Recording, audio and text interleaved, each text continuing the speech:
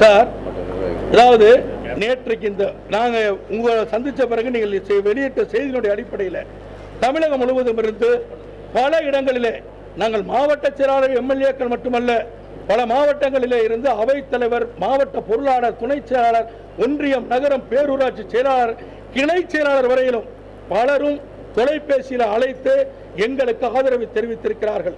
எங்களை நேரிலே சந்திக்க வேண்டும், எங்கே வருவது என்றெல்லாம் எங்களிடத்தில் கேட்டுக்கொண்டிருக்கிறார்கள். நான் உங்களிடத்தில் நாளை வரையிலும் கேப்டன் அவர்கள் இதற்கு ஏதாவது முடிவெடுப்பார் சொல்லியிருந்தேன். அந்த அடிப்படையில் ஒரு நாள் பொறுமையாக இருங்கள், மீண்டும் நான் உங்களை நான் பேசுகிறேன் உங்களிடத்தில் என்று சொல்லியிருக்கிறேன்.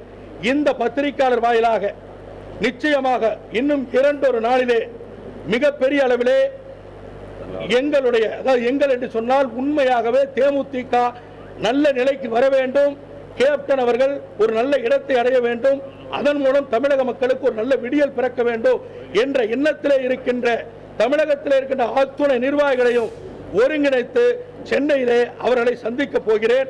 அன்றைக்கு சந்திக்கும் பொழுது அவர்களை எல்லாம் கலந்து கொண்டு நாங்கள் எப்படிப்பட்ட நிலையை எடுக்கிறோம் என்பதை அன்றைக்கு உங்களிடத்தில் சொல்கிறேன்.